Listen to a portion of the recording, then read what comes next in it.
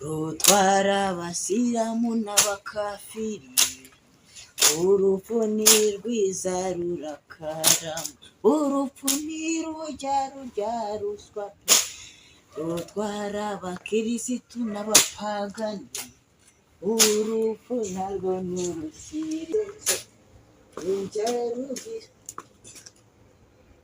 Remba noneho abajaja ndabatwika bana.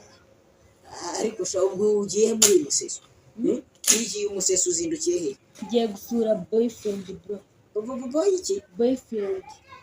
Ubu nawe urumva ugeze igihe cya boyfriend? Ego ahubwo mbwira kagasuti yakabona kushake umukene vana imitetawa ubwo ubuze kubyuka ufata kengo ucisha ku muryango zajya mbyuka n'imbuga yose ari njye uyijejwe buryo wishyira ngo ibyo ntazi ugiye gusure ahubwo mbwira maringaringa zaho ngaho mbwira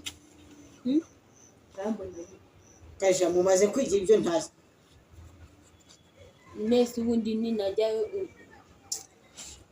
urabona kuno kaba kicyaka ngo ngingi cyangwa ngo ibyo ntazi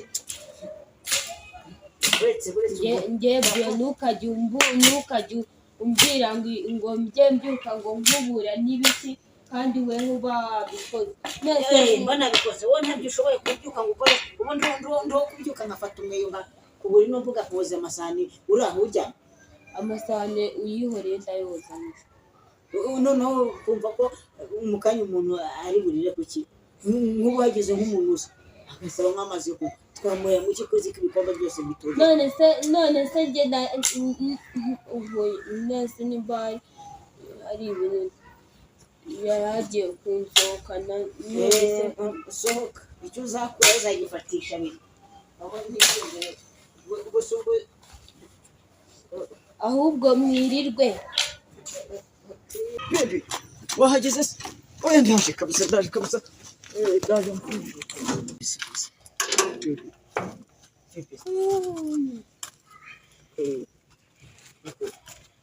makuru neza akora cyane kabisa oya nibyo byacu urazi ko tuba tugomba no kwihumuza so karibu rero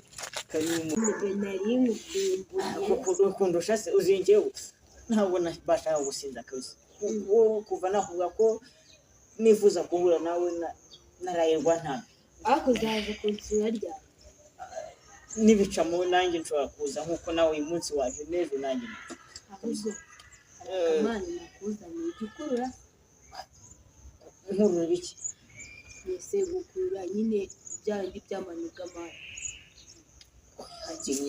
hano njye nkurura igikoma nicyo nkubita mama akambuza gukurura guhubuza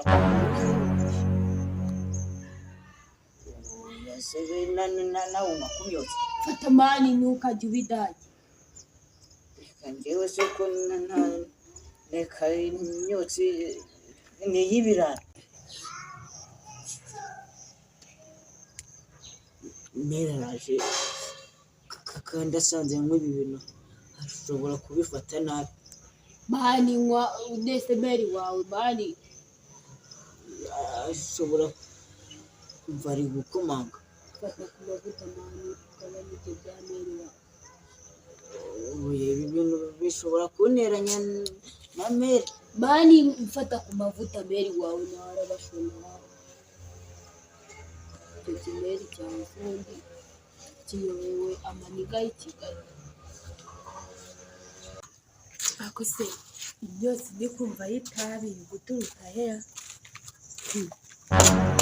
mana yanjye koko matene umva ababyeyi bagushya ishyano ubu mana yanjye noneho nzavuga guki mbabarira umbwire mate ubu ko warebye usanga icyo ni cyo kintu ukwiriye gukora koko mana yanjye niko se iryo shyano ryo ryaturutse yeko niwe wanzaniye ibiyobyabwenge ku mwana mana ababyeyi bagushya ishyano ubu nzavuga ko nabyaye mana we naherekeje abandi ubusanira ngiye kuba iciro ry'imigani hejuru y'umwana utanyumva.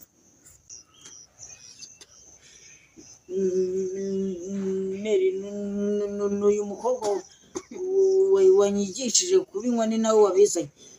Njye urabizi ntabwo ibintu njya mbigerageza rwose n'aha mu rugo uranzi jyewe n'uyu mukobwa wabizanye.